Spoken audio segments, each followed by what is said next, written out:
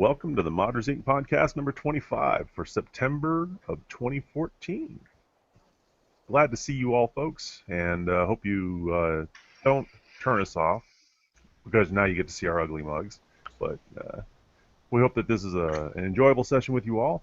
You can now get the Modders Inc. podcast through iTunes, our RSS feed, YouTube at youtube.com/Modders Inc. There's no dash in that, and straight off of the moddersinc.com website.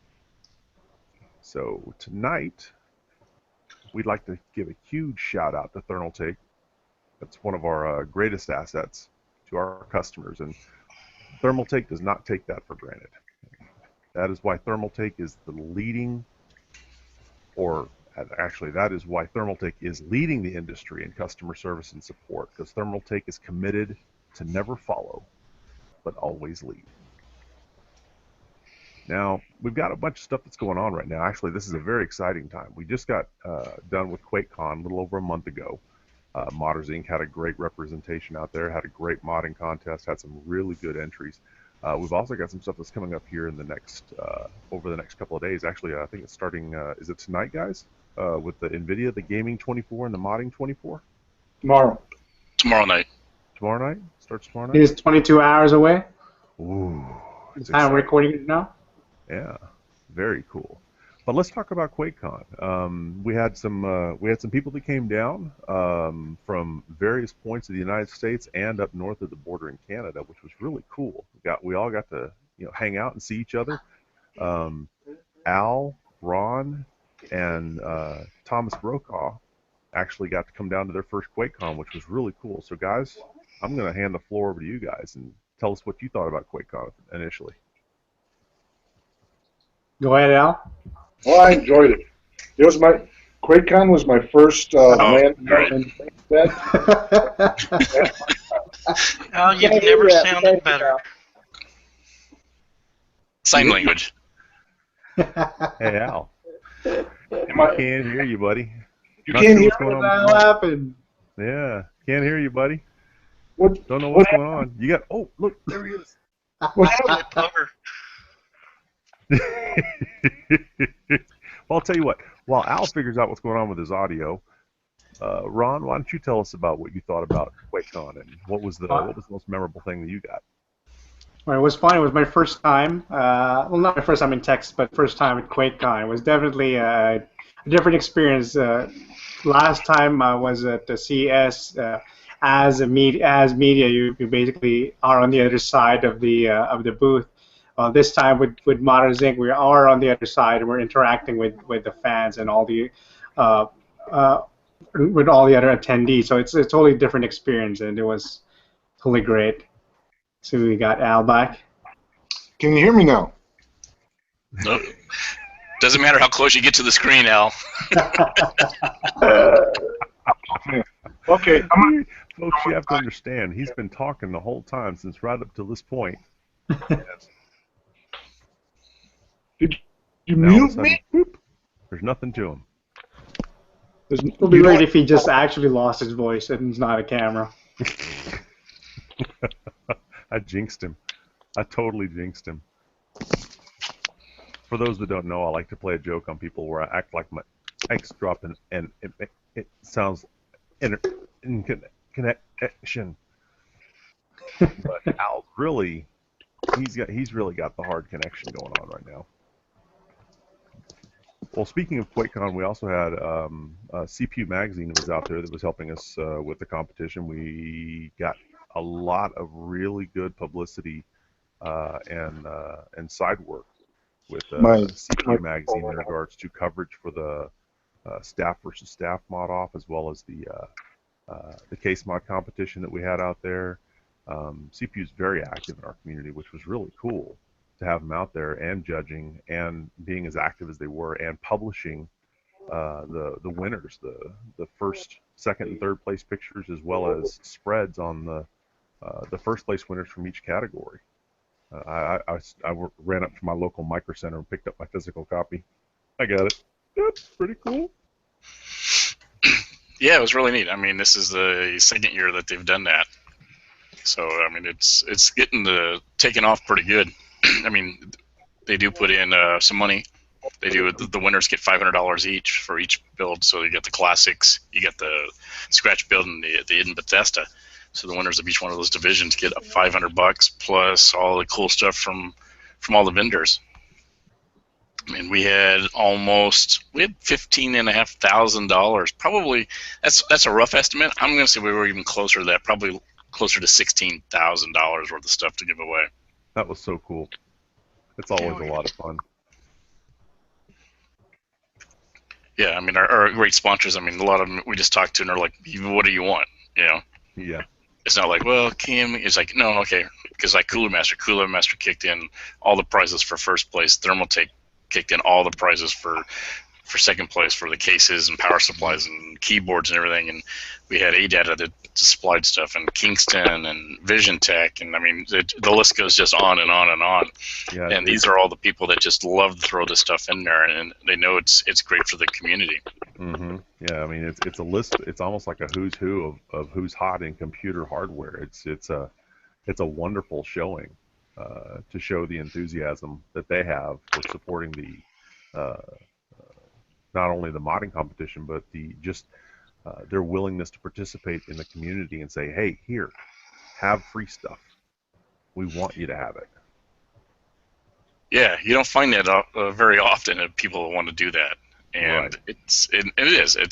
It's a lot for them to do to be able to do this. And for us to be able to do it for the community is just, it's a great turn on, actually, you know. I mean, it's quite a high. It is.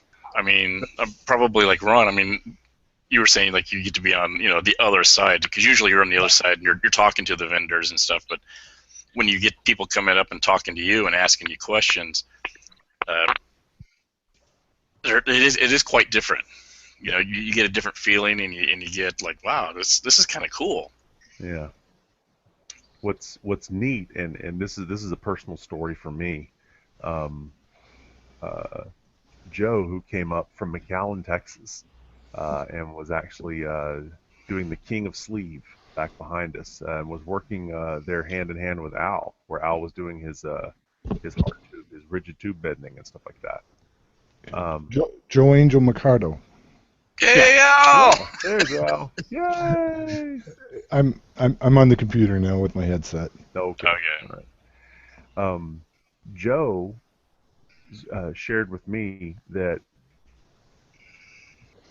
he got into modding because of something that I did many years ago, and now here he was at this QuakeCon behind the booth, you know, working with us effectively.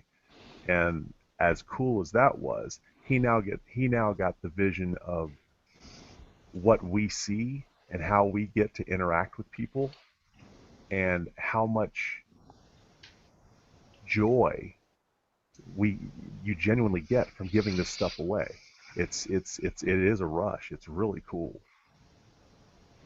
Yeah, but it's also, Craig, you were one of the first that I seen when I came into Facebook 4 years ago, and I started seeking out the mods, Mm-hmm. and I found your race car mods and the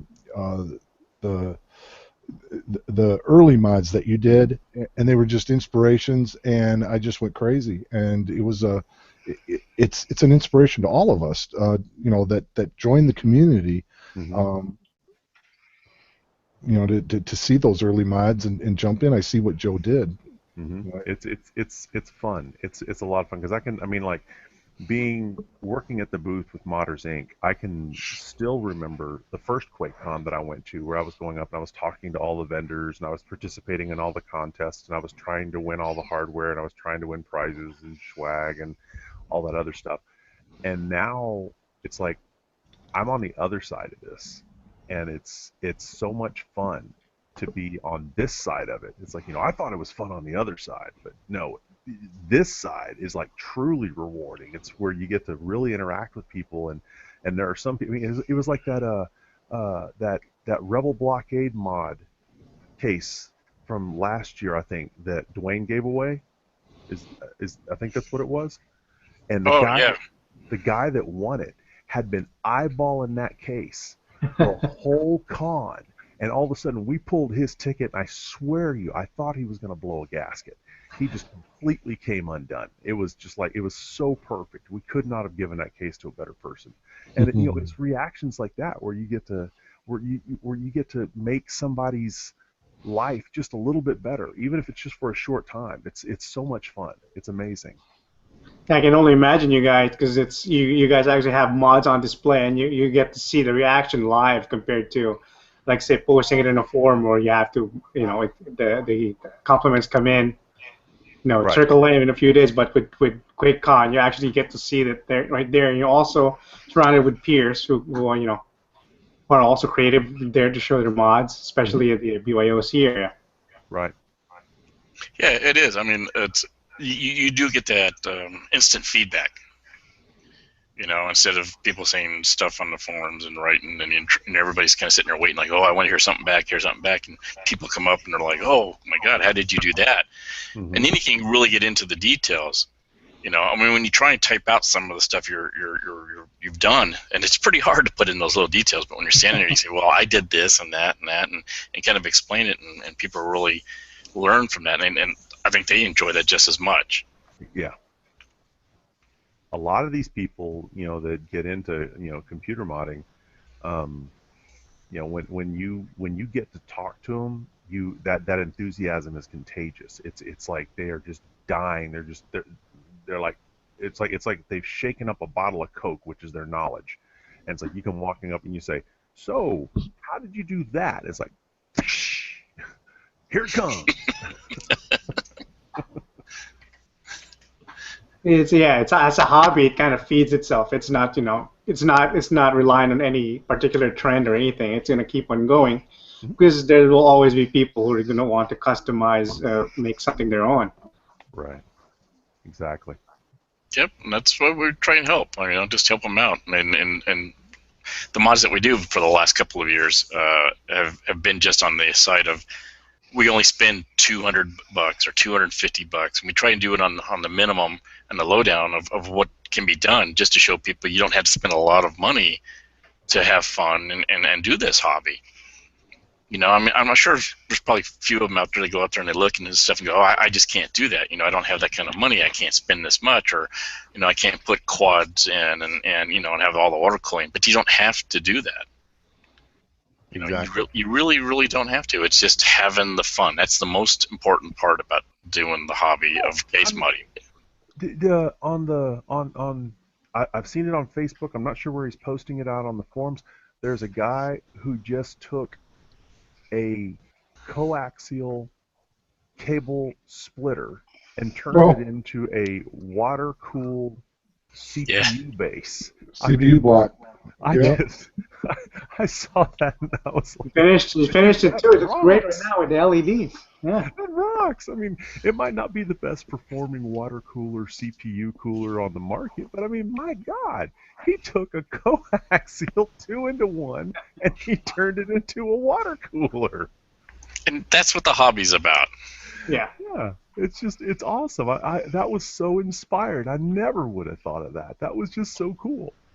The limit really is the imagination, not the monetary. You know, I mean, money will make it so it's easier to do these things, but at the end of the day, if you're not creative or if you're not nurturing that creativity, you're not going to be able to create these kinds of projects. Right. Back Yeah. when you hear Craig's wife complaining because they just lost cable.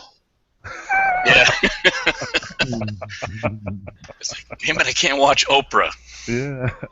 Dr. Phil. Yeah. Nope. But he's got a great mod. But no, I same thing. I saw it and I went, are you kidding me? And then I went, that's pretty cool. Yeah. Yeah, that's a fun little inspirational bit of modding out there. So, you know. And it is. But you got to remember, though. That was good stuff. But you got to remember, okay, so we're looking at that now going, oh, geez, now you can go out and you can buy all that stuff. But remember, how many years ago when you couldn't do that, everybody had to make their own stuff. Right. Yeah. You were making your own blocks for your CPU and for your video cards and everything else. You had to make them. You had to figure out how to do it. Pioneers. Yeah, and one of the Yeah, a lot of new products are still influencing the products. Like the NZXT G10 is straight out of somebody who modded basically made it so that he can use his Asetek water cooler into his GPU. Right. And then I'd overclock.net, and that's what NZXT saw that and offered him, to be able to mass produce these things. That's cool. Yeah. I mean, it's a lot of what you see. When we've talked about it before, a lot of what you see today is what we've done in the past. Mm-hmm. Do you think like somebody came whipped it out of their ass and said, "Let's put a window in the side"? No. No. Well, somebody did it, just wouldn't. But I mean, it wasn't a manufacturer.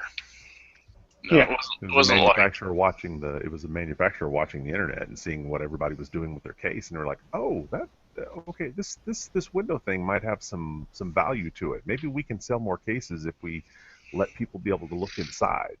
Yeah. The same thing with sleeving of power supplies. Go out and try and buy one that isn't sleeved. Right. Everybody started that, or LED fans, or I mean, all that stuff that you see now was started a long time ago by R-types. Right. And something I want to bring up, and just as a side note to what we were talking about before, in regards to people, are now building out their own, liquid-cooled, CPU blocks and stuff like that. And I've seen a lot of people that have been manufacturing these, getting a slug of copper and actually, routing the channels into them so that they can make their own CPU blocks as opposed to going out and buying them. I just found out that here in Dallas, we have a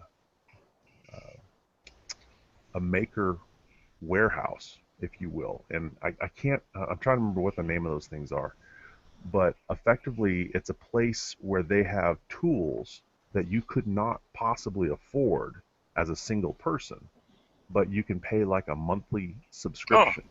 Oh, that's what Al's doing. Yeah, tech shop. We have like a tech shop. Yeah, exactly.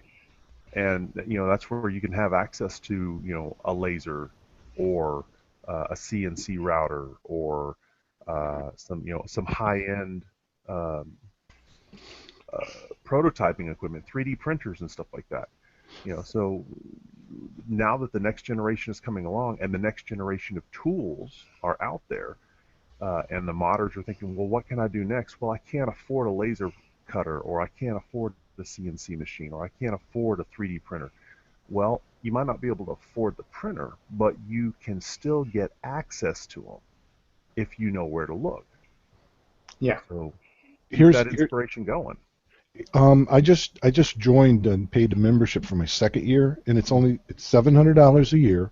Mm-hmm. And they have 4 lasers, 60-watt lasers. They have a CNC machine, a water jet, MakerBot, 3D printers.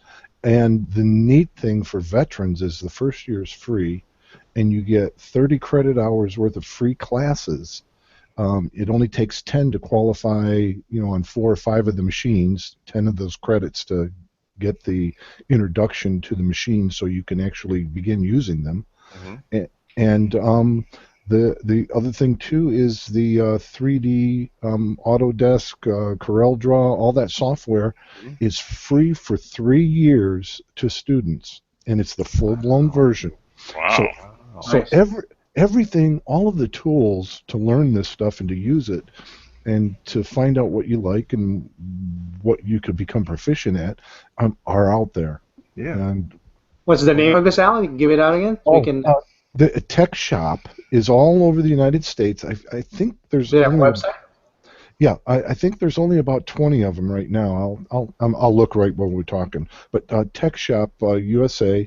Mine is Tech Shop in Detroit, right next to the Lions Training Center, and it's open from I think 6 in the morning till 12 at night. So it facilitates 2 shifts of workers. And, yeah, because I'm actually looking up now, and they have one here in Arizona, and it's run by the local university. It's in Chandler, and it's the same thing. It's a tech shop where if you want to just do it 1 month, it's $175. And that's not bad for like one project. Just pre-plan everything, and then you can even have your CAD files already, and just use You just want to use a CNC machine for a month. Do your build. Yeah. No, I'm gonna have to look into this a little more. Yeah, we've got them in San Carlos, California, San Francisco, San Jose, Allen Park, Michigan, Round Rock, Texas, Pittsburgh, PA, Chandler, Arizona, Arlington, Virginia, and coming up St. Louis and Los Angeles. Yep. Chandler, Arizona. That's what I'm looking at right now. Yeah, the one here in Dallas, they don't have a tech shop here in Dallas, but what they have is called the Dallas Makers Space. It's very similar. Very similar, yeah. So you can look for maker spaces or tech shop or something like that. Just look around your local area and take it to the next level and learn how to do these things. And you never know, you might end up finding yourself a career. And the thing is, don't be afraid. I mean, I was nervous about, lasers. Geez, oh, Pete's. I took a 3-hour class. I took my first graphic in. I stuck it on the machine. I used what I learned in class, and now I feel totally comfortable turning the laser on and etching or vector cutting or raster printing, just about anything on any material, and it's fun. And it's stuff you don't have to be afraid. They've got a water jet there that's about as big as my house. Wow. It's like 32 by 32 feet. So You sure you didn't just go to like Six Flags or a water sport? Okay, just kidding. Seriously, I mean, it's like maybe Six Flags is next door or something, or some water park. They get a lot of the stuff from donations like Ford Motor Company here in Detroit, and so. Oh yeah, they don't need it anymore. Yeah. But it's huge, so I can just about cut anything I want. If I want to do a scratch case, throw it on the water jet. I need to find one of those up here in Canada. Yeah. Must be somewhere. I'll cross the border, go to Alice, Michigan. Yeah, I was going to say, there you go. You just go across the border, go to Al's and get it done because, Canada doesn't have any water. It's all ice. It's a lot like one of those gymnasiums where you exercise at. You can bring a friend. They have the guest passes, so you can bring somebody in and they can stand there and watch you. And nice. Road trip. Hello, I am an American citizen. I'd like to use your services.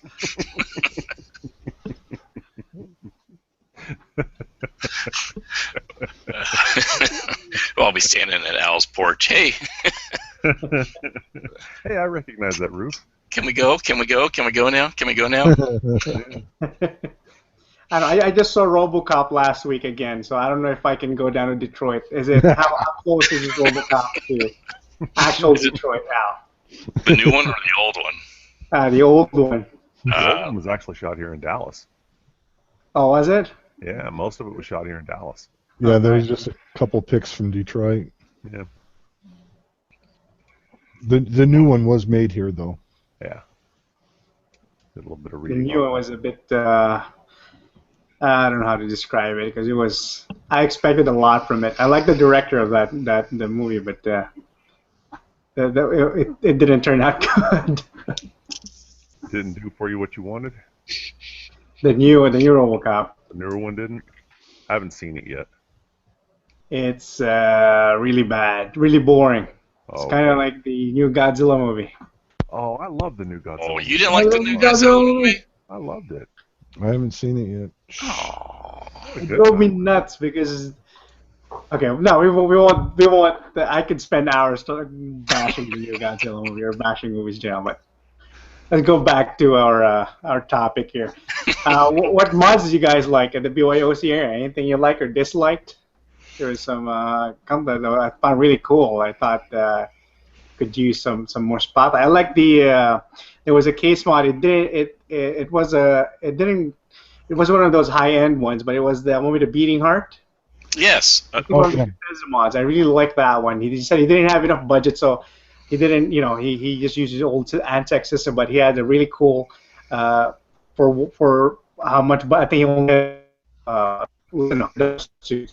he's got an actual, well, not an actual beating heart, but a simulated beating heart there, and has bandages all over. And it looked really cool with the barbed wire for like a really low. I think he only spent like $25 in the project. Yeah, but did you? I don't know if anybody listened to him. I sit there because I was looking at it, and I'm looking and watching. So, but he took an Adreno, right? So it actually read the temperature. So whatever the temperature was, and it needed to cool down, the heart would actually beat faster when it got hotter. Yeah, yeah.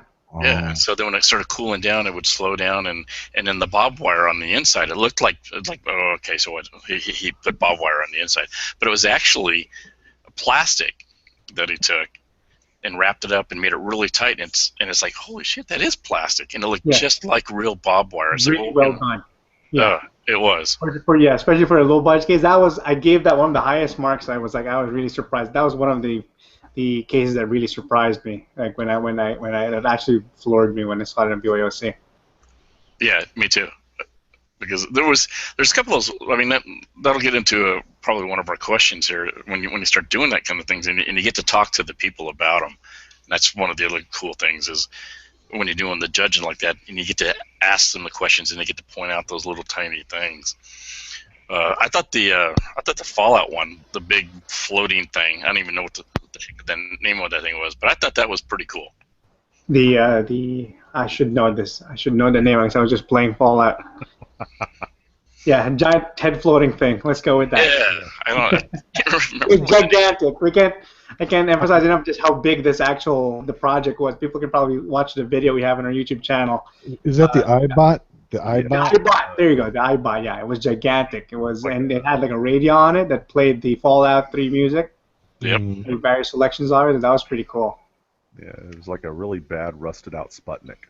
Yeah, Ethan Pruce. He had the repurposed Enclave iBot. Yeah, I think he said when he built it, he started with a yoga ball.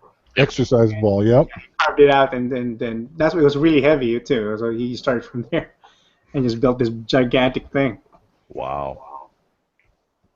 Yeah, I thought that was because that was a lot. That was a lot of work went into that. That was a scratch built one, and you could tell. I mean, was it perfect? Was it 100%? No, but you could tell that he really was dedicated to making that. I mean, that was a lot. That damn thing was what, 2.5 feet across or tall, and then it had extensions that came out, and it was probably 4.5 feet long. Yeah, I don't know. You probably use a truck to transfer that thing. Yeah. All the antennas. Yeah, unwieldy is a term that comes to mind. Yeah. Surprised that thing made it to the stage in one piece. Anything you guys liked? Yeah, Shane McNally's what was that? What was that video game? The stealth game. The steampunk.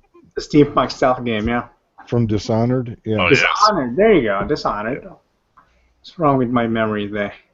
It was definitely it stole a lot of. I tried to take a photo of that case. I tried to take a video rather of that case, and every time I tried to, somebody's in front like gawking at it, and I really admired it, so I couldn't get a closer look until the judging time. Well, you had to stand back so far to take a picture because it's it was using a half stacker case. It was really massive. All three regular stacker with the 915F or whatever, the one that Dwayne reviewed. Yeah, that's a big case, and he had both pieces. I only had the top and the bottom piece, but I do believe he had all three pieces on that one. All three, yeah. All three, yeah. Yeah. Yeah, the bottom with the rad. Yeah, they had the medium, the full tower, and then another Minitex at the top, right? Yeah, it's what is it? The 915 The F. F and The other one is and the R. I mean, that's the F and the R just tells you where the power supply is, either in the front or in the rear. Yeah. He had three 200mm rads on the mid section. And the back of it, that was actually, I didn't see that until later on. There was actually radiators mounted at the back, or he had some design that made it look like they were radiators. Yeah, and then one 360 on the top. Yeah. And use, I think, camshafts for the rotating device right at the top here.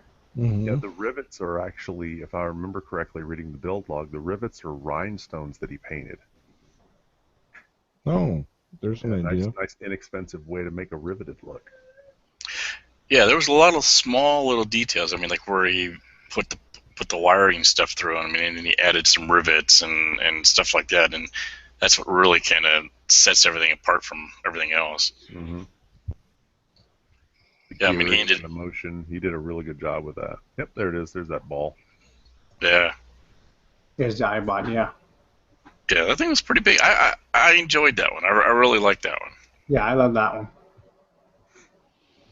And there's also the I think he joined he had a different design last year, but he had the aquarium PC with a shark.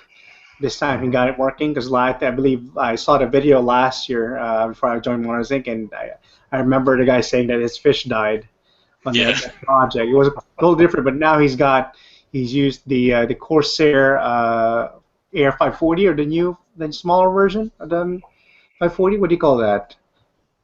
There's a smaller version of the Air 540, I think. That's the one he used. He didn't use the full tower 540, or did he use a regular size 540? I don't remember.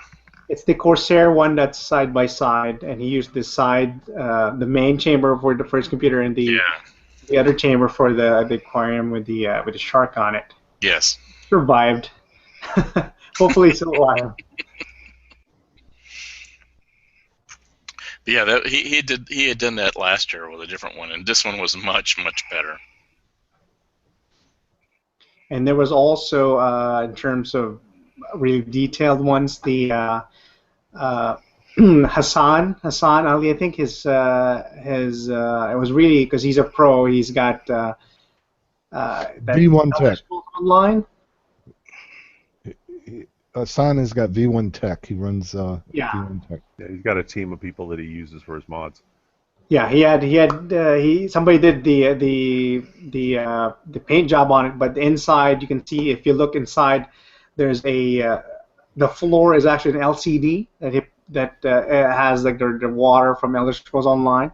It's reflecting that, and it kind of ties the entire theme.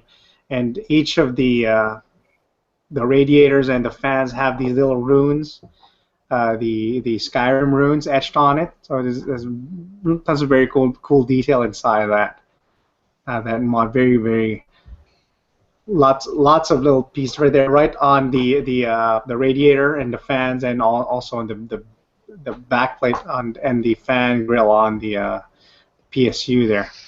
Right. What's that? Right there on the floor, there is the LCD, right there, small LCD right there. It's hard to see from that angle, but it's when you look inside, you think there's like water floating, but there's water flowing, and it's actually an LCD screen. Cool. Very cool. Yeah, it was really nicely done. Because I think the paint job was Steve Nunez. Yeah. So I think who did the paint job, which I know that Richard uses quite a bit. And he does a great job. The Shark Tank case mod was Michael Long. That was the winner for the Shark Tank case mod.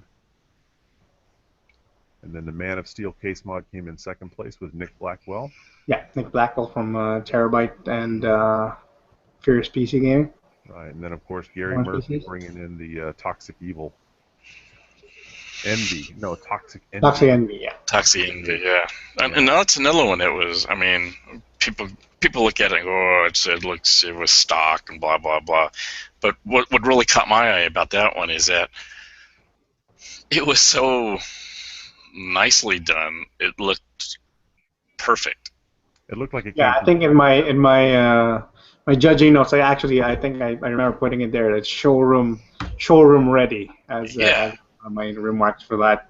So it definitely is like there's clean build and there's actual showroom clean build where it you're wondering how it's functioning if it's that clean. He has a different approach to modding than the other ones. Yes, he does. Yeah, very anal about his work. Yeah. I mean, the one he did 2 years ago or 3 years ago? 2 years ago, right? Yeah, the QuakeCon, the orange one. Yeah, the QuakeCon was like that. It was just everything was just perfect. I mean, if it needed to be filed, half of a millimeter, it was only a half of a millimeter that was shaved off. Mm-hmm. No gaps, no nothing. Everything fit perfect. Mm-hmm. And like Ron said, it was showroom quality. Like it just rolled off the being made. Right. It would be ironic if he's been featured in Hoarders or something. Like his house is just a pile hardware or all these discarded old motherboards. Yeah, it was funny whenever he won for the id Bethesda mod for that QuakeCon mod. That was a Corsair. Was it a Carbide 300R? Is that what that was? It was a Corsair, yeah. Yeah, and so that was what he won with on that QuakeCon mod, and then we gave him another one because that was the year that Corsair was supplying all of our first place winners with this massive expanse of prizedom, and he got another one, and so he was looking at me laughing, going, "What? I just did one of these, so well, all right, I'll do another one."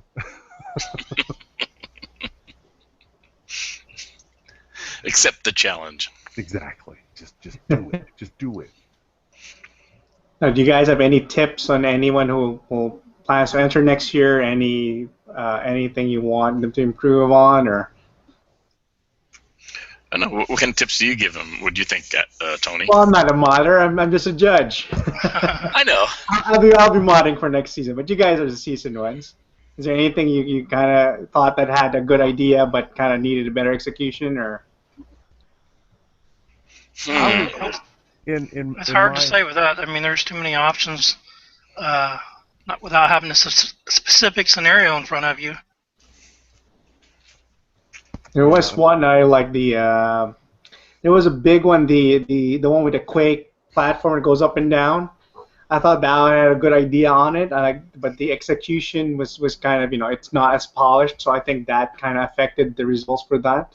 Otherwise, it was an ambitious build. It was, it was very effective. It was basically a mobile Quake esports station, and that's pretty neat in itself. But a lot of the details compared to the other ones, that's when that hampered that in terms of the score for me.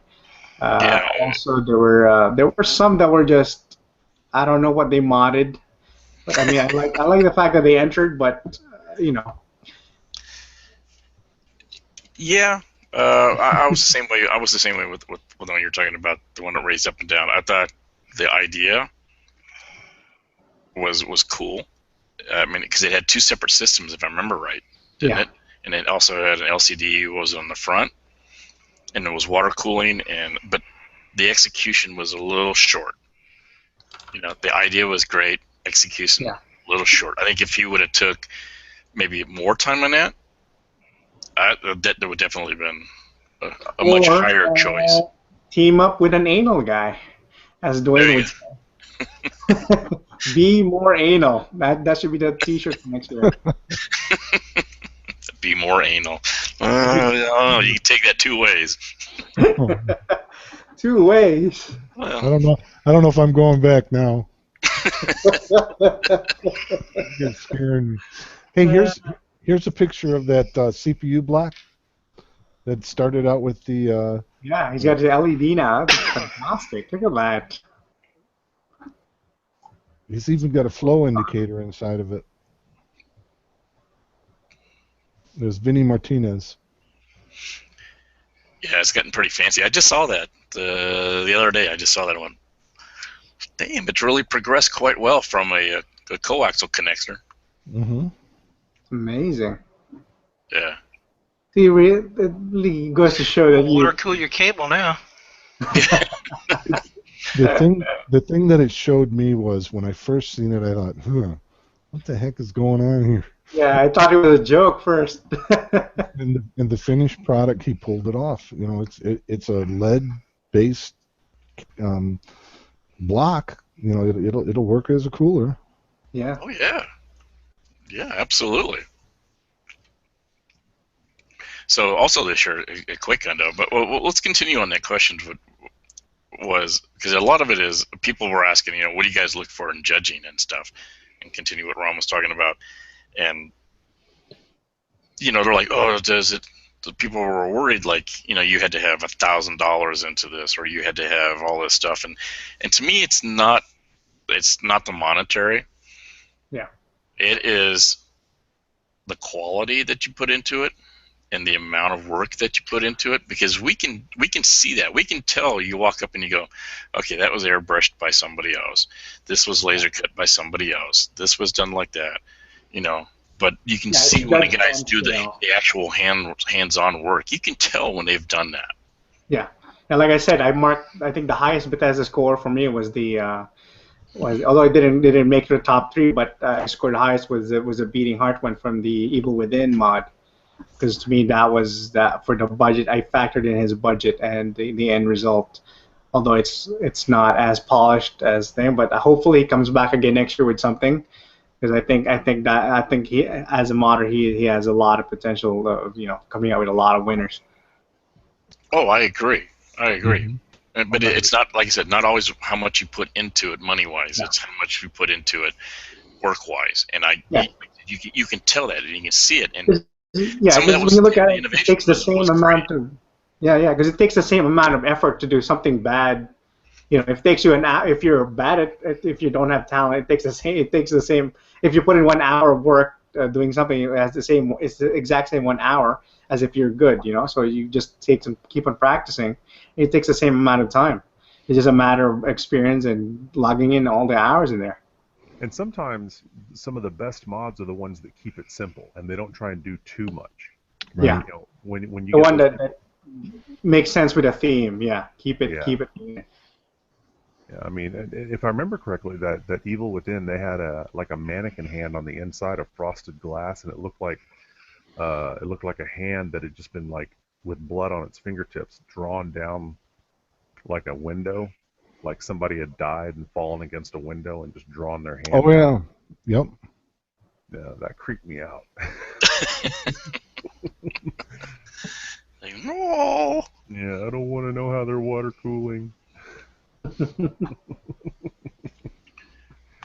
But I mean, is there anything that particular that you would look at, Al, like judging? I mean, do you have? I mean, I like neat cable management.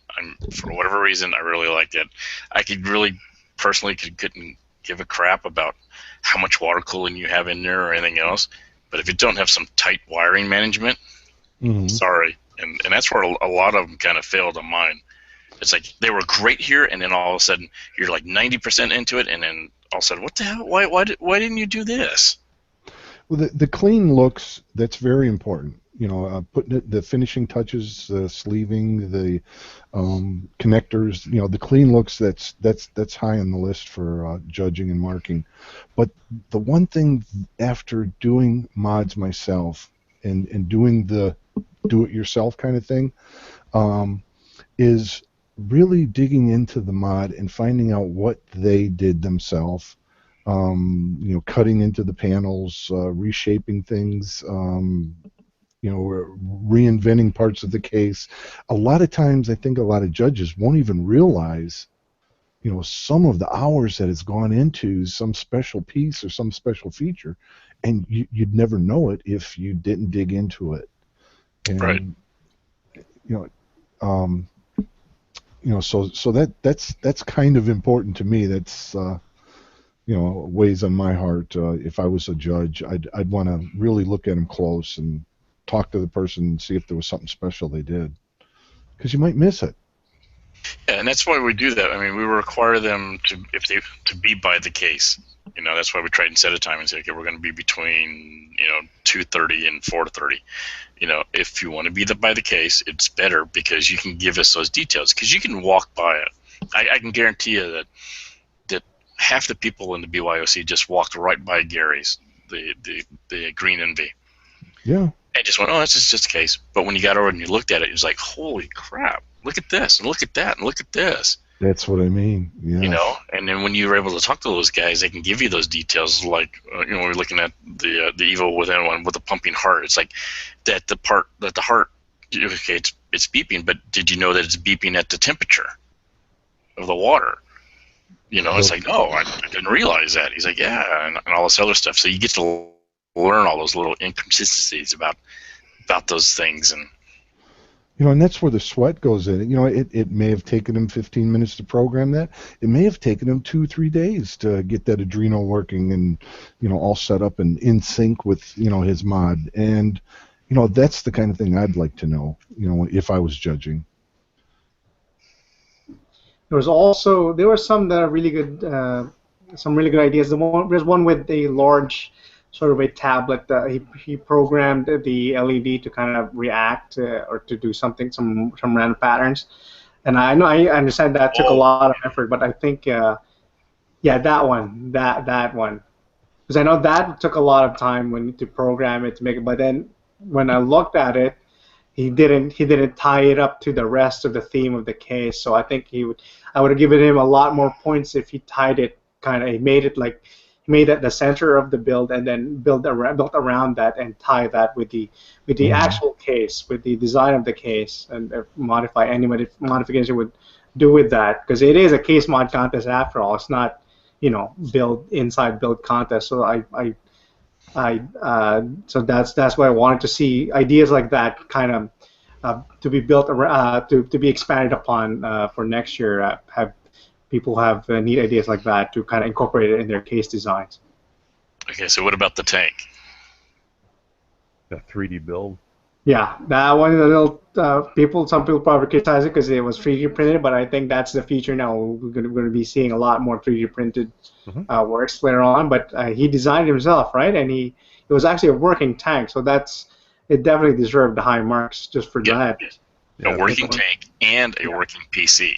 Right. Yeah, that's the hard part, was that he actually made it. He actually made it functional, and plus he had little details like that thing on his desk. By the way, viewers, if you want to zoom in on or get that screen share locked in so you can see it real good, click on the picture of the person who's sharing it, and that will bring up the screen and you'll be able to. I don't think the viewers can do that. I think only Dwayne can do that, because if they're watching it on YouTube, it'll be a flat screen. Oh, the YouTube is after. That's right. I'm sorry. Okay. It's okay. Well, they can go to our website. You can go to moddersync.com/casemod-entries. Oh, that's too long. I'm not gonna. Yeah, all you gotta do is there's actually a section underneath where we've got news and articles and stuff, and then we go to events and trade shows. Like I'm showing on the screen, you just go to QuakeCon. We have all that stuff listed on there, and you can see what we've done in the past and what we've done now and what we'll be doing in the future. But yeah, these are all the entries that were inside of the contest, and this was the one I think we've been talking about. No, sorry, that's not the right one. No. That was an AdTech 900, I think. It was this one. Yeah, there you go. Within one. So yeah, that heart was actually pumping in, and on the inside, all the water cooling fluid was red blood, and it actually, instead of being like a nice solid piece of red water going through, he actually made it so that it would bubble a little bit, so it wasn't completely full, and it would look like blood rushing through the veins. I mean, I thought he did a great job. Yeah, it was fantastic. Yeah. Also, I think we should really bring more lights next year. I think a lot of the designs were kind of the ones that didn't have LEDs or built-in lights were we had to watch we only had, I think I had an LED pen, and everyone had limited lighting in there. So if your build probably didn't have a built-in light source, then it probably wasn't appreciated as it could have been. But there's always next year. We're gonna bring our own light source next time. Oh yeah, some spotlight or something. Just flood it. Yeah. So how was QuakeCon for you this time, Tony? Honestly, painful. Oh. That's the normal. Nothing changes on that end. I don't know. I was glad I actually got to make this instead of missing another one. Last minute and all. Yeah. You drove in from where? Hugo, Indiana. So, for those that don't know, how far, for our listeners that may be from other countries and stuff, how long of a drive is that? Hours? Going down, I think I ended up hitting close to 16. Coming back, it was right at 15. So there, for those of you who aren't familiar with the layout of the United States, that's 16 hours straight that he drove, for the most part. Yep. You can hear it in the voice. Next time won't be. Next time I'll do it in 2 days. Yeah. There you go. Getting too old for that crap. Yeah, I'm with you on that one. The last couple of times that we did it was 2 days. It was like, screw it, I'm not gonna force myself. Right. It takes a toll on your body. It does. Very much so. Especially you wake up, you look up and you see you're in the wrong lane 3 lanes over. Oh shit. Everybody's questioning your heredity and waving at you. You're so friendly. You're not that far from me. I could come down and come to your place and then share the driving with you.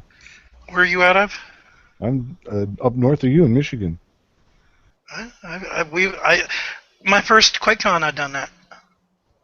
Had a guy come down out of Michigan, and then we went to Texas from there. All right, we'll have to think about that next year. Still a long drive. Yeah, I hear you, but it's better with 2. I had something else loaded up, but I'm not going to do it. Oh man, come on. That's the uncut version, yeah. Yeah. All right. Well, okay. Let's keep things moving right now on the same modding tip that we've got going on. There's a big NVIDIA convention, a con going on here, Gaming 24 and Modding 24, which is they're attempting to I think they're attempting to break some records or what's this all about, guys? Who knows the most about this? I haven't had a chance to really read up on it. You're the announcer guy. You should know all about it. Oh, there we go. Okay, now I know the Mod 24 is a contest. Is it 3 teams, 24 hours? Yes. Yeah, 3 teams, 24 hours, and what? Each team has 2 or 3 people in it. 2? Yeah. They're doing it live there at NVIDIA, I think, or Los Angeles. I don't know where they are, but I think they're right there in NVIDIA headquarters. There are going to be 3 teams there. They're American teams for now because there are some people complaining from other countries, and I don't think they understand. They know that it's actually U.S. teams because there's going to be all in one place. Yeah, live stream from one place. Hosting will be Linus and Luke of Linus Tech Tips, and competing for the modding crown will be Lee Harrington and Ron Christensen representing Team Mongoose, Bob Stewart and Rod Rosenberg from BS Mods, and Team Kill Ninja featuring Rich Soros and Travis Jank. And it'll be a 24-hour mod off, and the rigs are going to be prizes, for the people visiting the event. Oh, from the Game 24 website. Wow. I've already entered. Oh, did you? Oh yeah. Okay, so who are you laying your odds on? It's gonna win. What team? I have to go with Team Mongoose because Ron Lee Christensen is a brother to me. He's a great guy, one of the best modders that I've met. He was a good mentor to me, helped me with my first mod, taught me a lot, spent a lot of time with me, in chat talking about mods. This is like 4 or 5 years ago. Right. And Ron did that Iron Man mod here recently, didn't he? He sure did. He sure did. That thing was amazing. And he's the Biohazard mod, I think. Biohazard, that's right. And Lee Harrington of PC Junkies, he's done, countless mods. Stuff. Lots of stuff. But they're all friends. Bob Stewart's a close friend of mine too, in BS Mods. He does all of the CES show, not all of them, but a lot. I mean, like 10, 15 a year of the CES mods that are on display. They're from BS Mods. And Travis Jank and Richard Shores, I think, did the NVIDIA display on QuakeCon, the one in the NVIDIA booth, the wall. The big wall hanger, yeah. And they just finished doing a do-it-yourself with Vanilla Ice, one of those Vanilla Ice DIY shows. They took a Red Harbinger desk and set it up in a millionaire's house, a DIY mod. Yeah, I think they were doing some sort of a house rebuild, refurb, recondition, and then they were trying to flip it. So they were trying to invest and do stuff to it to make it more attractive to a high-end buyer. Yeah, it's called the Vanilla Ice Project. Yeah. There you go. I haven't seen it It's yet. house But flipping. Yeah, that And was this is on cable. Is it Home Gardening Network or something? HGTV? No, it was on the DIY network. DIY Network? No. Yeah, which I don't get, so I didn't get to see it. It was on the plain vanilla channel. So that Mod 24 starts tomorrow night, which is Thursday night, and it's 24 hours of mods. And I guess they're going to have a live video, and in between they're going to be running some of that stuff. I think the Vanilla Ice segment, they're going to run that. Each Go Ninja, go Ninja, go Ninja, go Ninja, go Ninja, go. I think each one of the modders are going to have some time during this 24 to showcase some of their videos and things like that. And I don't know what Game 24 is. Is it... That's Mod 24. Game 24 is basically just... They want people to play online? What's Game 24? You know what it is, Al? I don't know what it is. Oh, okay. I'll pop it up and I'll let you know in a second. Well, I think they changed the site though, because the one I came up with now says 21 hours until Game 24. So I guess it's just going to be just a worldwide. Everybody's supposed to be gaming at the same time for over 24 hours, which I kind of thought was kind of weird doing this on a Thursday night. Everybody's back in school, so there's going to be a lot of people not going to work or going to school the next days. That's going to be my next question. Should I take a day off for this? I don't know what's going on, but I think NVIDIA and even AMD I think is joining in, and celebration for the PC Master Race. And I think, if I'm not mistaken, that during this time they're also going to announce the new video card, right? Yeah, the top secret that's been leaked all over. They're promising some new reveals in some of the games, some exclusive interviews. Let's see. Are you guys? I haven't played Battlefield since I only do it for benchmarking, so I might actually fire that up. Okay, it's broadcast on a virtual stage to gamers around the world. It all begins tomorrow. And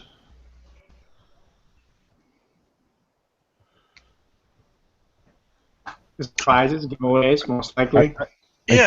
I'm sure you have to be pre-registered. Well, I know they have it in like 5 cities worldwide or something. It's like simulcast. They have LA. I think what are the other ones? You could probably list it there on the website. I thought it was like Singapore and some places like that. I mean, it's and they're going to have people, I guess, in other areas. So it'll be here we are, we're over, blah blah blah, and I guess they're also doing some in some other states in the United States, I guess too. The live stream will feature interactive events allowing viewers to judge the competitions, chat with developers, share content and win prizes. Some of which, to put it bluntly, pretty damn awesome 4K G-Sync monitors, Shield tablets, Falcon Northwest, Tiki PC, one of the custom-built PCs rocking a 3-way slide GeForce GTX GPUs, even a couple Twitter of is calling this a PC gaming holiday. I guess that's what it is. that sounds like an apt description. PC gaming holiday. So guys, take a day off. I actually have the next day off. Oh, lucky bastard. So it starts at 6 a.m. Pacific Daylight Time on 6 the 18th. a.m.? No, 6 p.m. 6 p.m. Well, okay. Who am I reading this from? PC Gamer. PC Gamer. I'm looking right at it. I'm looking right at the site. It says when. It says 6 p.m. Pacific Daylight Time, September 18th. Not in the States. Check out the countdown timer and head here to see where it begins in your region. They got some celebrities. I think Will Ferrell is going to be there. I think, at least from what I've been reading here. Yeah, but he'll do anything now because his last movies suck. Oh, Anchorman 2? Yeah, I wasn't even a big fan of the first one, so. Yeah, I haven't seen it yet. what was the? I saw the first one. I couldn't understand it. I eventually grew on me. Then I saw the second one, and yep, the first one was a fluke. Ron Burgundy. I mean, it was fun. The first one had a lot of memorable lines. I don't remember. What any. else? I don't remember any of them either. No, I didn't see the movie though. I guess scenes. I didn't see the first Anchorman. Nope. I'm not a huge Farrell fan. I'm just not. No, I think he's great as maybe a third or maybe a second in a movie, but trying to carry a movie. Yeah. I'm sorry.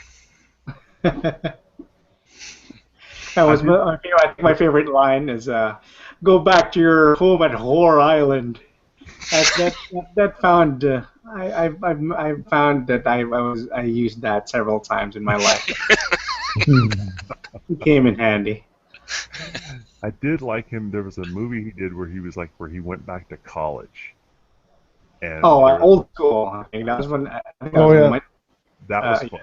I did laugh at that. Yeah, but see, he wasn't the main person in that movie, though. Right. There was a whole troop of characters that were in there. Yeah. Him running down the street streaking drunk. Okay, that was kind of funny, but.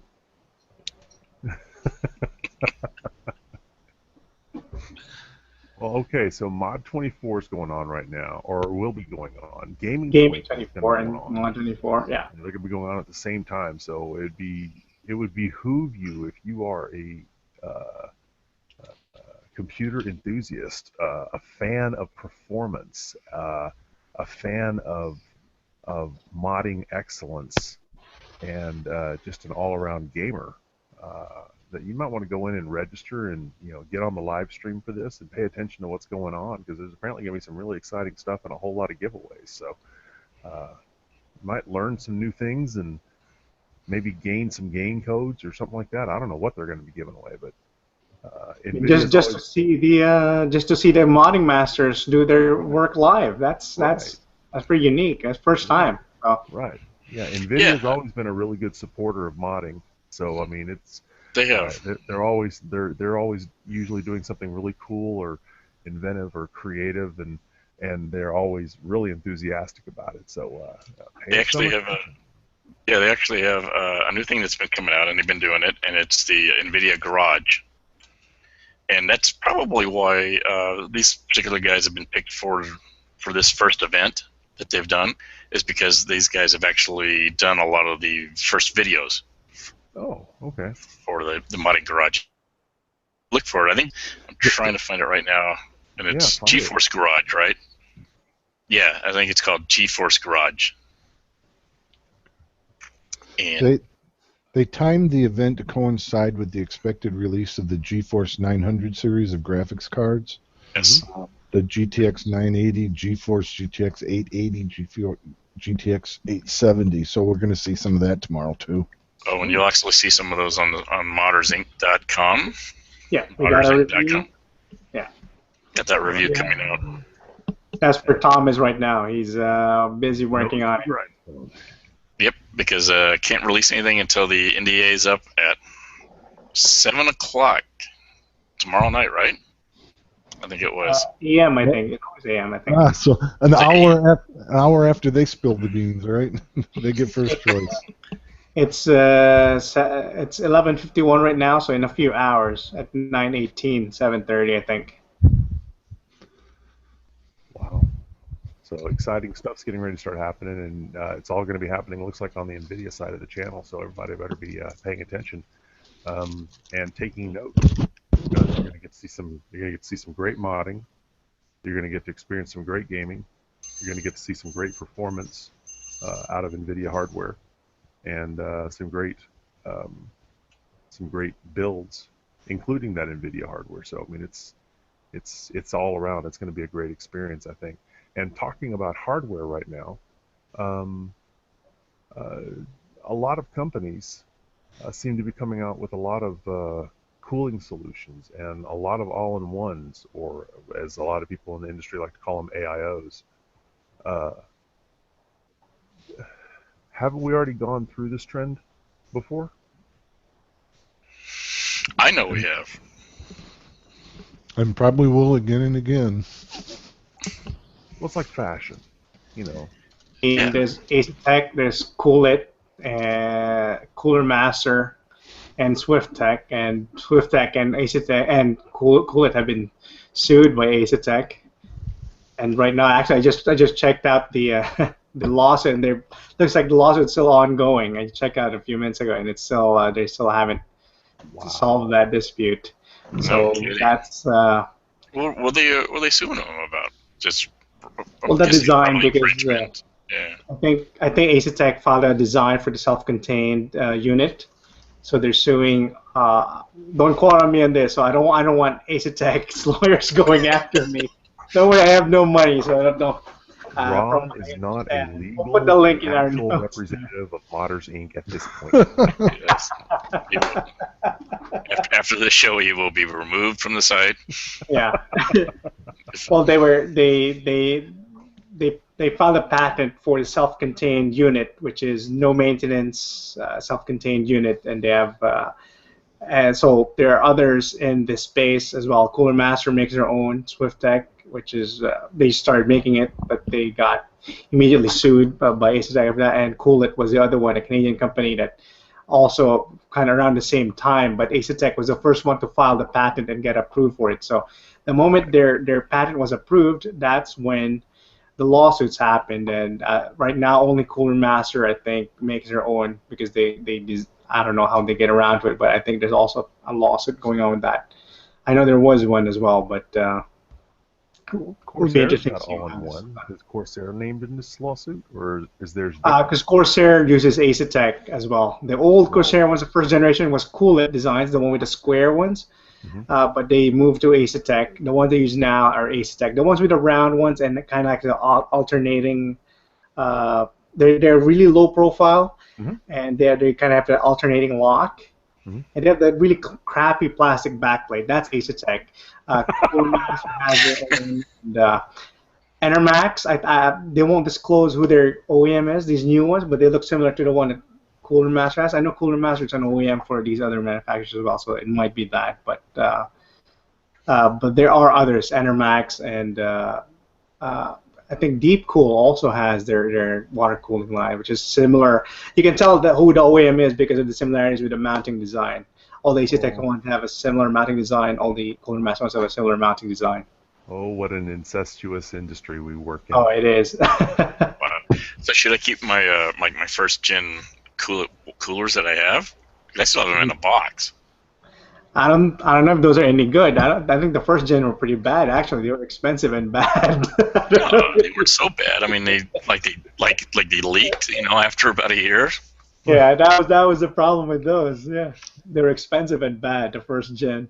I mean, now they've worked it out. They're pretty damn good. The Neptons were great. Yeah, well, they do servers, right? Don't they do server cooling? I think they do that. I don't know if they do phase change. No, that's cap term. I don't know. I haven't been keeping track, but they probably do. Yeah, I think they do some of that now. That's where they've been making their money as Coolit. As Coolit, yeah. Yeah, they're still around, so I mean, they have money for lawyers, so somewhere. Okay. So basically, we all pretty much agree that this is going to be the all-in-one solutions aren't going anywhere. They've circled back around and they've gotten better. Yeah. And the industry will adapt and we'll continue to see these things in use out there because they have their place. They offer great performance and a great noise profile. Yeah. And also considering unlike taller coolers, the memory modules are not hampered, which brings me to another annoying thing about memory, because memory modules do not need that tall heatsink at all, especially with DDR4. But I see the latest DDR4, they still have that annoyingly tall memory modules at 1.3 volts. You really don't need it. 1.5 volts, you don't need it. it doesn't make sense anymore, but they still keep on making it. So I guess that another factor solidifies the place of the self-contained liquid cooling switches in the market. As a That's a nice add. nice. But it's a cool factor. It's not that it helps cool it. It's the cool factor. Exactly. That's what I was getting ready to say. It's the aesthetics that it brings along the way. I mean, it's what allows brand differentiation. I mean, between G-Skill and Corsair and I mean, do the LEDs help cool on crucial? But there are sensible low-profile ones that are they don't need to be like they don't need to be twice as tall as the regular RAM. Yeah, but I mean, if you have a product named Ripjaw, I mean, it's got to be like it's gonna chew you up if you get in there. So you got to have something to differentiate that. Al, what were you gonna say, buddy? The ballistics are low profile. Yeah. You have to be careful with those because they don't mix well with the all-in-one coolers, radiators up top and push-pull. You can't fit it all in, So if you've got those high-profile RAM sticks, it's a tight squeeze. With a full ATX board, it's a tight squeeze. Good tip. Which is surprising because I don't know why memory manufacturers and cooler manufacturers just kind of reach a deal or something. They sit on a table and work this out. It sounds like I don't know. They just agree to disagree and like design it separately. Avixar's got some too. Their Core and their Blitz. They're not as high profile, but they're kind of in between. The Corsairs and the ballistics are the shortest profile that I've seen. Since we're on this, this discussion about memory and size, we normally save the rant session for the very last thing, but let's go ahead and skip to it because this has actually got some meat and potatoes to it right now. Have you guys seen the? I think it's the new motherboard, the X99. Is that what it is? The new Intel motherboard. Mm-hmm. There was it Tech Republic that was in the middle of doing a review, and they basically melted their motherboard. It was legit reviews and ASUS. And the ASUS Deluxe and Phoronix melted their MSI. I think one of their USB ports, or somewhere in the 3.3 volt line. They had a blowout, which he said that later on his VRM also blew up in smoke. So I don't know what's going on.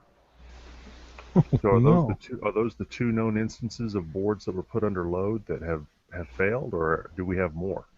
So far, there's only two ones. Now I know that Corsair immediately took their two power supplies back, and were putting them through the rigors, and then I think.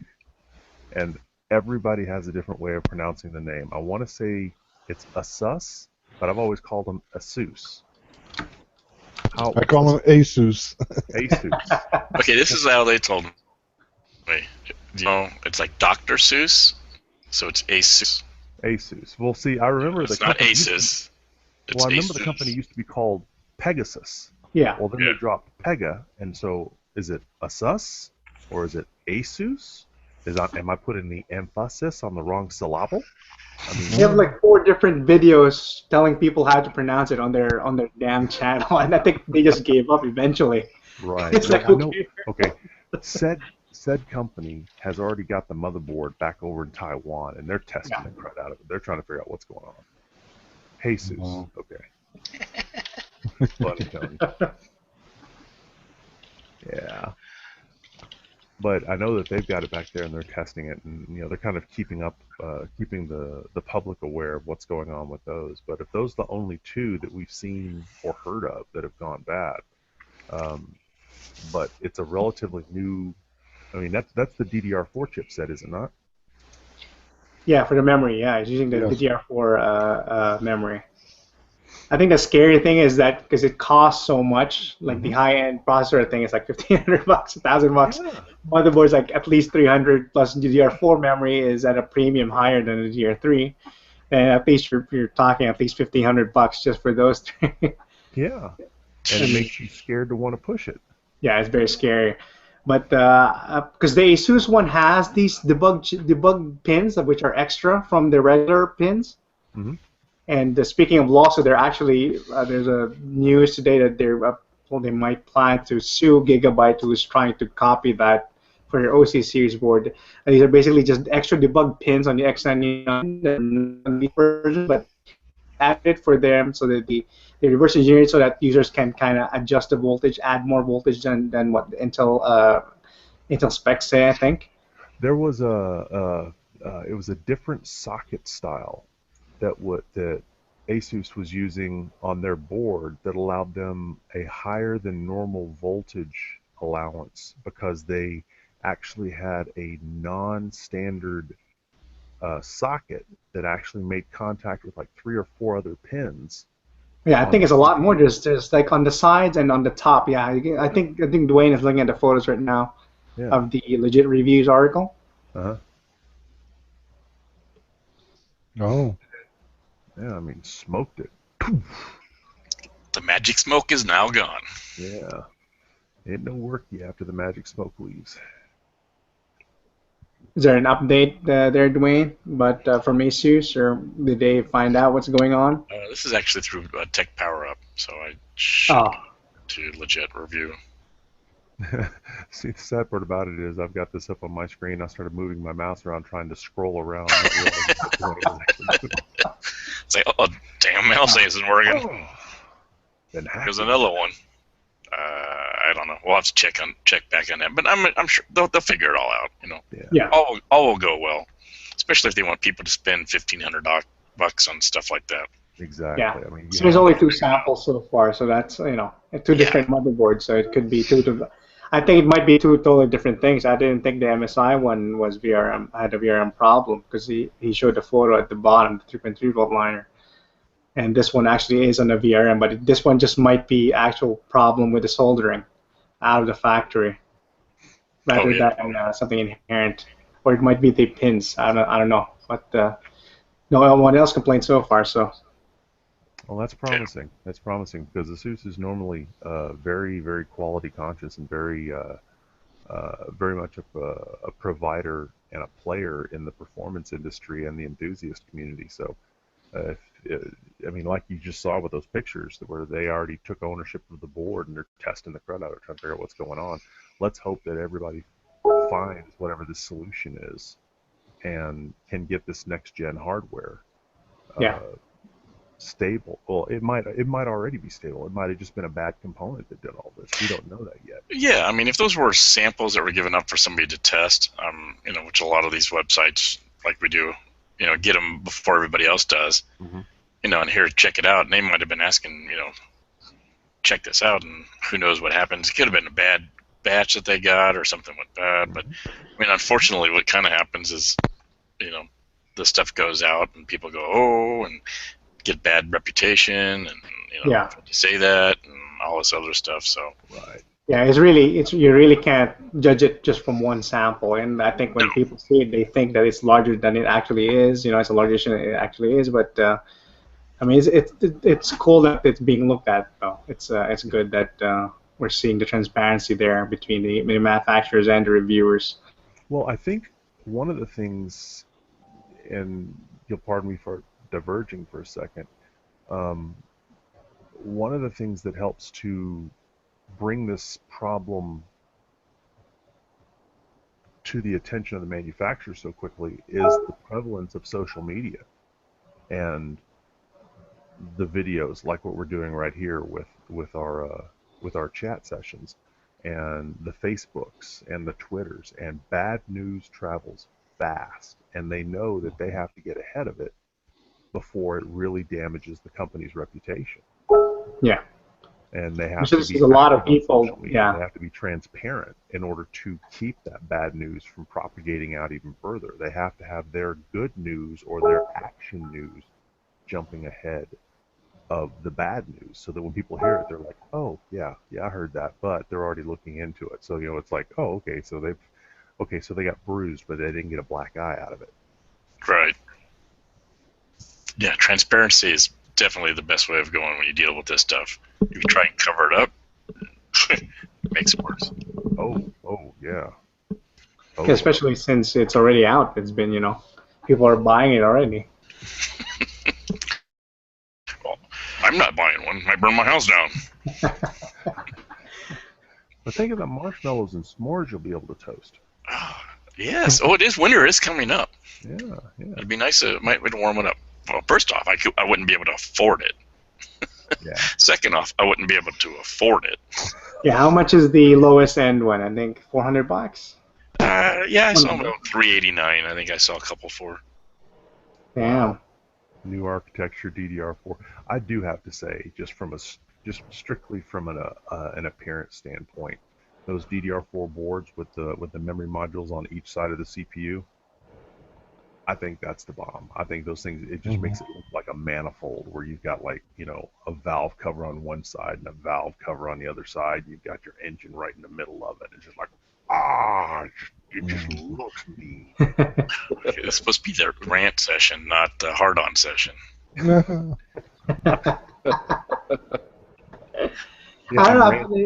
I'm ranting because I can't afford it. Do you think you can use that though? Do you find yourself looking like after computing all these years? Do you think you're going for something like that with a lot or muzzle, or are you more into the tablets or phone computing? What do you find you think you use now for your daily usage? Because I found myself attracted to kind of the just lighter builds that I don't really require i7. I don't use the i7 unless I need to. I just for just benching, and I'm tempted to buy the Celerons and just run that. For my daily system, I want the power consumption to be low. I want it efficient, and I just need it for just basic computing stuff. I don't know why, but my testosterone levels I guess are getting low. I don't know what.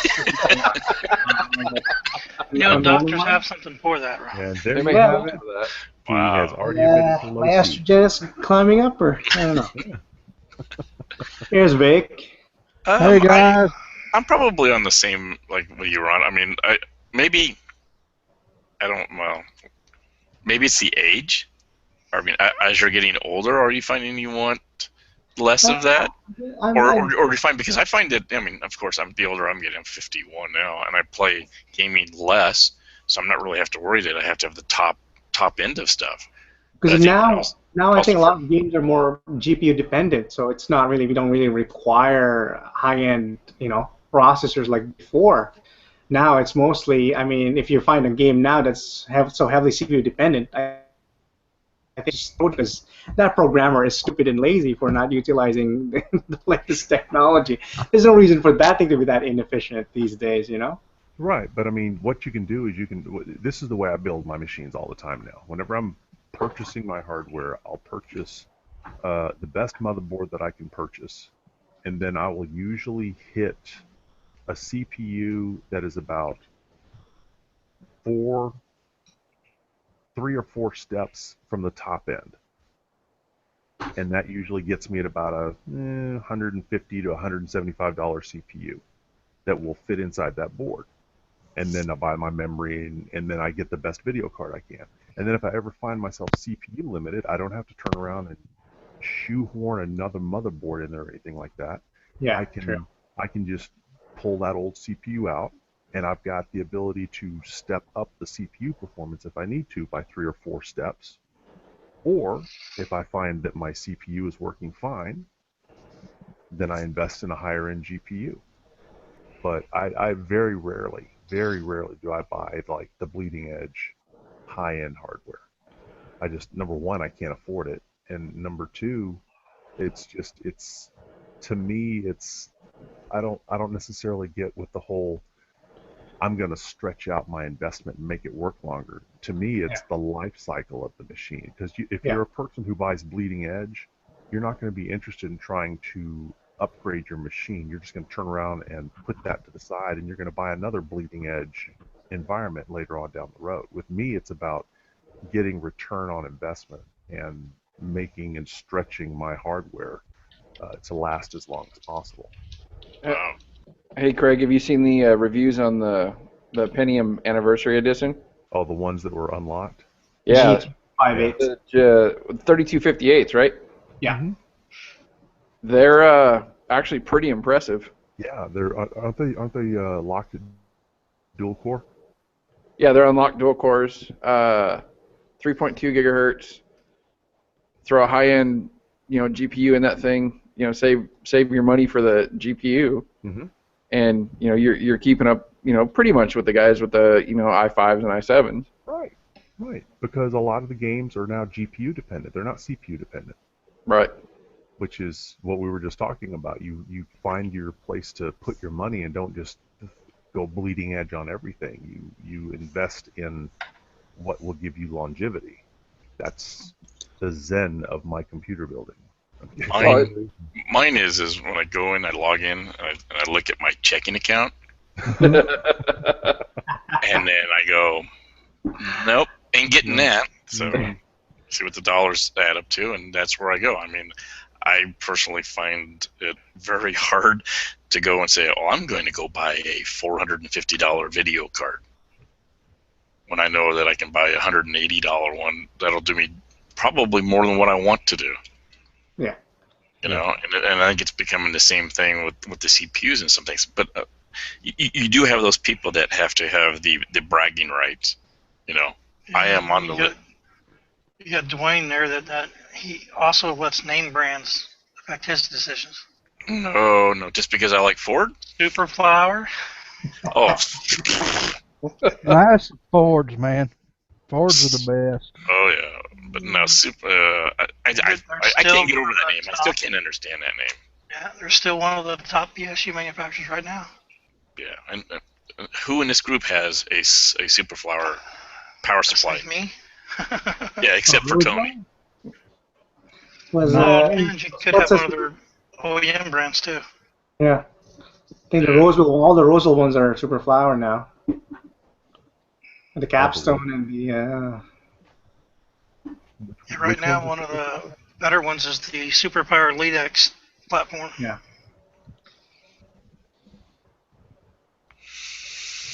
Nope. I don't like the name. The G3258s. I think because I know I've been seeing a lot of people buy the B85 and overclock that in there. So I think I'm not sure, but Intel might have released because I know Intel released a microcode that blocked it. I don't know if they released a microcode that unblocked it after the G3258 was released. Because I've seen people with the MSI B85 board, because when I had it, I couldn't overclock on it. But now I've seen people post screenshots of their overclock of the G3258s. So I don't know if ASUS silently released a microcode. I mean, Intel silently released a microcode that kind of allowed overclocking again for the B85s. Are we sure that they didn't use a pencil and join two little jumpers together? It wasn't. It was the wrong brand, buddy. Yeah. Hey, Intel might have taken a page out of AMD's book on that one. What was the I can't remember what the G3258. That was the socket A's. Yep. That was way before my time. But no, the Newegg sponsored build that I'm currently working through, they threw a pretty high-powered i5 in there, and then they put a 750 Ti in there. And if I had my choice, I think I'd go with the G3258, and then take that extra $100 and throw it at the GPU, a little better GPU. Yep. Yeah. Absolutely. How many years before you think the CPU is going to be non-existent anymore? I mean, that the GPU will take over completely. Yeah, I don't know. If you look at what AMD's doing with the APUs, that's pretty. Yeah, I think that's the future. Just integrated GPUs with the APUs. Yeah. I'm just waiting for the day when power supplies are integrated as well. I was asking Tony about that at QuakeCon. When do you think the power supplies will move on away from the ATX form factor directly into the motherboard? Or I don't think that'll be anytime soon. Not anytime soon, right? No. You got to look at it though. power supplies is the only area that actually everybody's stuck with the ATX form factor, whereas like with your video cards and all that, everybody's got their own little venue they go through. Power supplies, everybody still sticks with the current ATX spec. Yeah. So when you see that change, that's when you're going to see the power supplies start changing.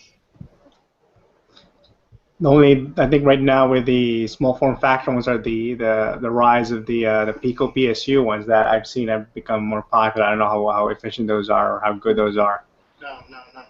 Every time Oh yeah, no. I mean, depending on which ones you look at, there's quite a few of them out there that are still kind of iffy on the efficiency level. But I mean, as time goes on, everybody's getting more efficient. Everybody gets better. The more you spend on it, the more time you work on it, the better your architecture becomes, the more efficient it gets. And as far as SFX goes, you can it's still pretty close to in the realms of ATX, just a little bit smaller. But you get down into the Picos, and now you've got still all the same requirements, but you don't have enough room to put all the components in to achieve the efficiency that you really want. If it, it varies. Well, the components are starting to get more efficient too. I mean, we're seeing higher performance at lower, wattage draws. Mm-hmm. Well, yeah. Well, you look at the digital units that are out right now, and compare them to the non-standard. You're looking at what one do I want to? I got to pull one up and look at it. Well, I mean, and also as you're talking about while you're looking that stuff up, Tony, I mean, not only do we have the march of technology, but we also have the march of materials, to where it might end up becoming that things that were previously thought to be impossible. I mean, like, the use of ceramics or different types of resistors or high-end voltage regulation or something like that. There may be some sort of a breakthrough that comes through from a material. I mean, like graphene or they're always talking about that nanographites and stuff like that, and it could very well come to pass that we end up having a palm-sized, 800-watt PSU. Miniaturizing coils and caps. Yeah.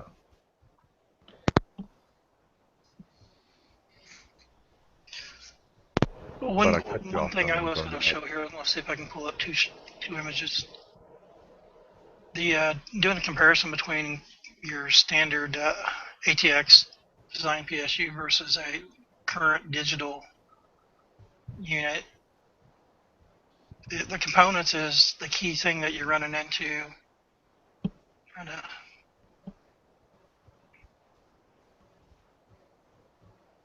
Trying to find a good shot here. Digital ones like the Thermaltake DPS and the 860i, the I series, I think, are those all digital from Corsair? Go to the I series on the Corsair. The Thermaltake DPS is mainly what you're looking at as far as digital output. We're talking digital when it comes to the actual full-on design. I don't know if this is going to let me do two of them side by side. But if you just went through and looked at a couple of the standard units, you would see on a standard one, you actually got a little more room in there. I'm looking at the 1000-watt Superflower Lead-X, and we've still got quite a bit of room inside that case to where you can actually pack in some more components, and they're still pushing the ATX back as far as they can with the standard layout. Then where you've got Corsair doing the AXI series or even the new HXI series, you're getting a lot more of the newer components into the picture. I wish I could pull up two of these images at the same time. Well, you know what? I wish that Dwayne could pull it up, but the word Superflower came through, so he's not going to pull it up on his browser. Oh, no. I have it blacklisted. I wonder if that's a translation thing, like when it was in its original language, was it such a badass word? Yeah. I think that's what I had asked Tony the first time. I said, come on, that has to be a translation for something. Like bad motherfucker. I mean, it's like, it's Superflower. Yeah, I don't remember what I did at one point in time know what it translated to, and I don't remember what it was because I asked just from the first time we talked to Wayne. Yeah, it's got to mean something, but I was talking about poppies. It's It's a super inspired by- flower. and just to show you, I mean, it does work in my browser. You know. It No, it is doesn't. there, Oh, okay, there we are. All right. and it's there. See, it's look at that right there. It says super flower products. Now, one quick question. Last I'll insist on the Japanese components, especially with the primary cap. Now, what do you think about other manufacturers saying that the Taiwanese caps are kind of caught up with the quality? Not obviously not that it's not Japanese capacitor, but what do you think of the marketing that's coming out and saying that it's not that big of a deal? Well, you know why they're having to do that, don't you? Everybody's going through for the longest time, and it doesn't matter whether it was true or not. A lot of the companies were using the PR Japanese caps. Yeah, but it wasn't. Did they all actually have them? No. Depending on who you talk to, you'll get a different answer. But right now, the way everybody, you're looking to get the most bang for the buck. So, of course, when you go into a power supply, you got to look at it from a temperature point of view. And that's where you run into issues with your caps, is if you get too hot, they fail like other components. Right now, you're looking at a lot of them aren't necessarily going with the high-end caps. There's quite a few manufacturers dropping back a little bit because they're seeing that they don't have to have that high-end cap. They don't have to have that premium on the price to achieve the 5-year warranty that they're trying to cover, or even a 3-year warranty. If the lower warranty you got, so okay, we don't really need to put in the high-end components. But there's you got readers out there that want all the high-end components, regardless of it, but they don't understand. Well, for me to get a power supply in that price range, I've got to make sacrifices somewhere, and that's probably one of the first places you'll find is in the capacitor. It's the same thing with the motherboards right now. Is a lot. For some reason, the ASRock ones they have 12K caps, and I know capacitors are the most expensive ones sometimes on the build. So I don't know why a lot of them are putting a lot of money on putting those caps in there when an APCon or Taiwanese caps would do. I don't know what. It's just, I guess people look for it. People think it's a it's it works. It's been going on for so long now. Everybody's looking for Japanese caps. Yeah.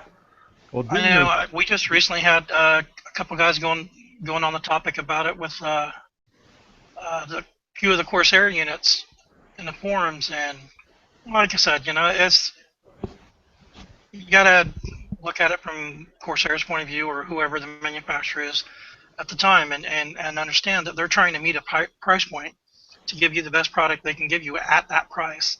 And in order to achieve that, they've got to make decision on how good of a fan to put in, how good of a capacitor setup to run, and then you'll find a lot of them will run more than one brand even. But do you have to have the high-end Japanese caps in them? No. Not if you keep your system running at the right temperature, you don't let it overheat or anything. Shouldn't have any problems.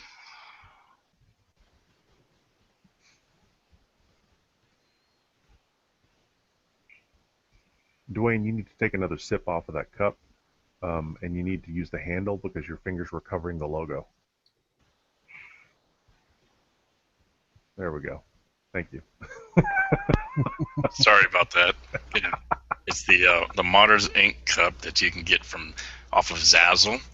At Zazzle.com. Look for search for Modders Ink or American Freak, and you'll find that. You'll also find shirts and stuff there. Just a shameful plug. But we got to feed our kids. Yeah, he needs to be able to afford that next-gen video card. He's trying to save up so he can buy one of those super power supplies. I know. I just can't afford those things. Oh, come on.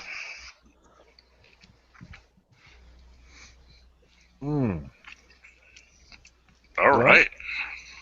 Well, at the end of the day, you're still going to have the few that's just got to have the absolute best of everything. And then, what can you do? Except for watch them just spend their money. Yeah. I mean, Where was I? in my main rig, I'm still running a 260 FTW, so. Nice. I'm satisfied with it. I mean, it does everything I need it to do.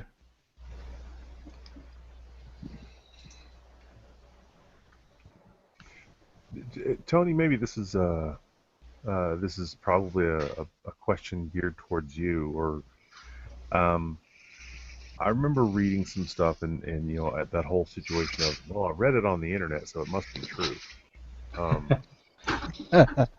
There was a really bad problem about 5, maybe 10 years back, where the gel capacitors from Taiwan were all exploding.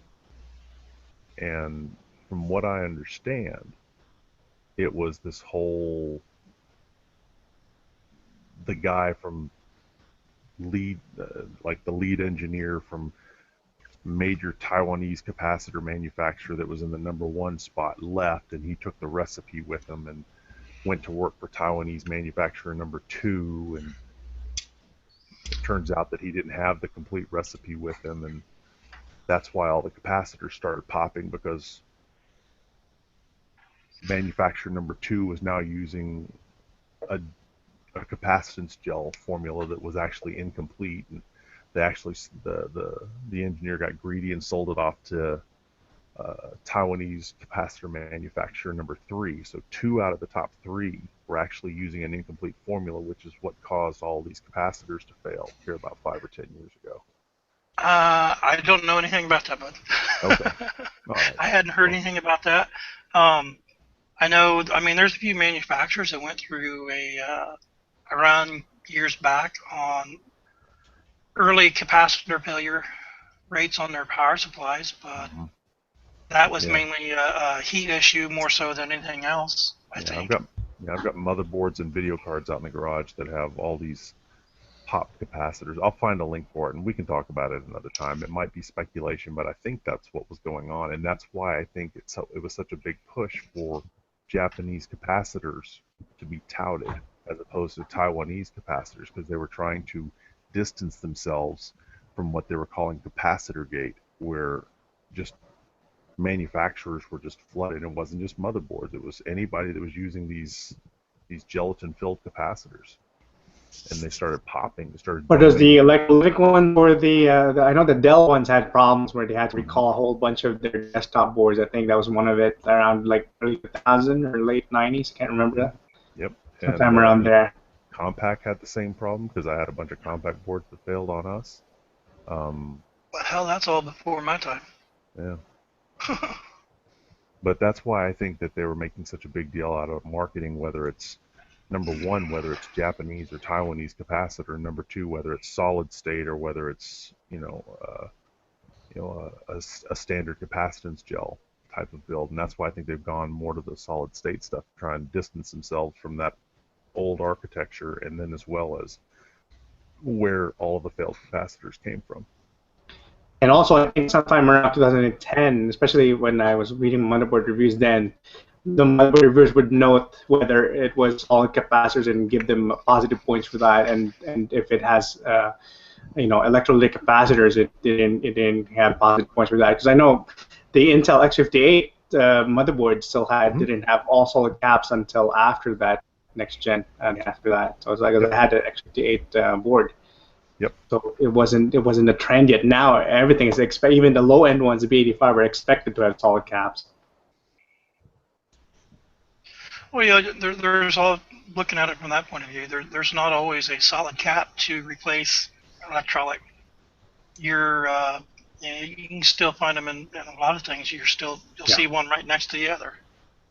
Right now, though, on the audio section of the motherboards that have they're using the Nichicon MW series with MSI ones and Gigabyte as well as playing on their audio series.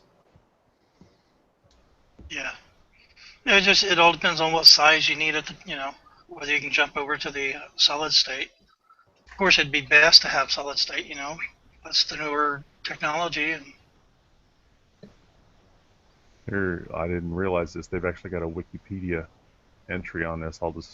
I'm reading it right now. It was espionage, and you were almost right on with the description. Here's the link.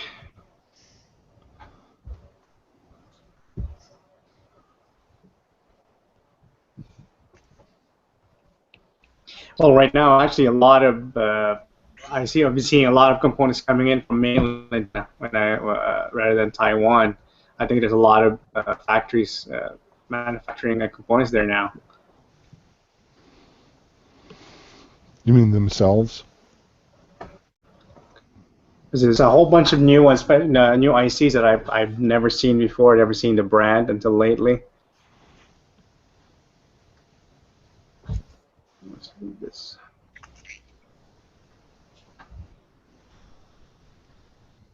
Yep.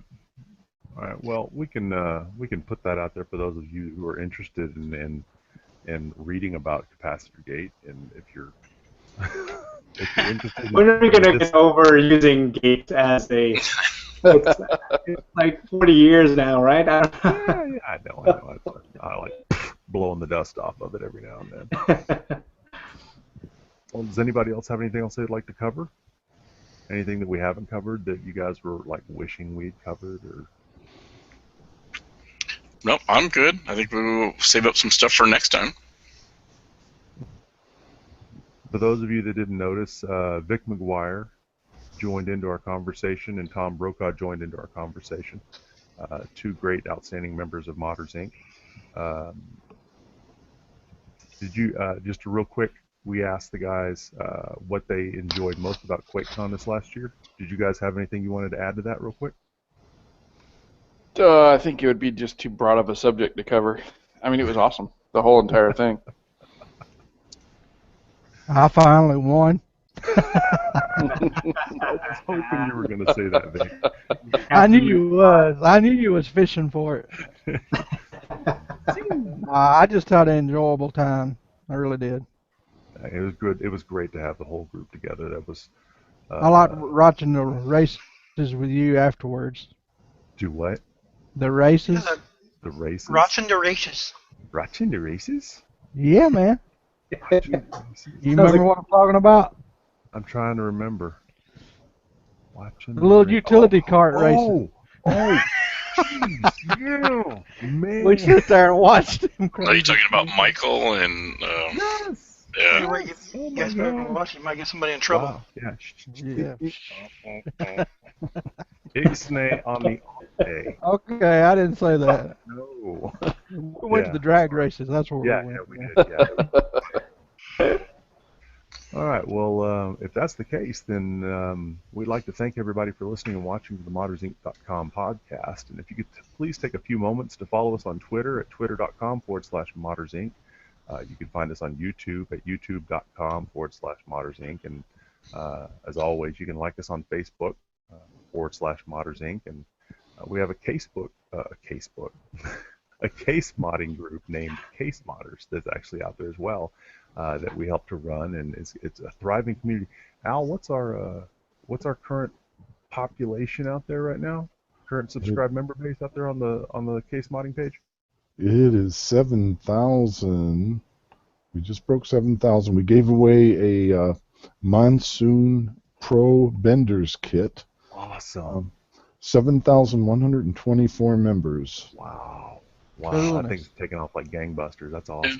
And actually what's really cool is, I mean, we've had to kick a couple people out. Thank you, Craig. I saw you do that. I'm big on the banhammer.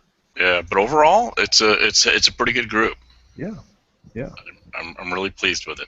Yeah, it's a nice, thriving group. If you guys have any questions, it seems to be that social media is the next great thing. We would love for you to come out to the case modding forums on moddersinc.com and post up your detailed build logs and show us more in depth other than what you can do on Facebook. Facebook's great for getting quick suggestions and quick updates and stuff like that. But please don't hesitate to come out to moddersinc.com and enjoy the camaraderie out there as well, because we would love to see your builds in detail out there. Definitely. So, yeah. If you have any questions or comments, please head over to the website, post them in our podcast section of the forums. Like I was just talking about, go to our forums. They're flush. Or you can go to our Facebook page and leave a comment or a suggestion there. Please check out moddersinc.com for the latest on case modding, hardware, and more. So, with that, the team of Modders Inc. likes to thank you very much for your time. We know it's valuable. We hope you've enjoyed spending a little time with us, and we hope you've learned a few things. And by all means, contact us if you have any questions. Guys? Peace. Peace out, man. See ya. Y'all have a good Hasta evening. la vista. Great talking to you guys again.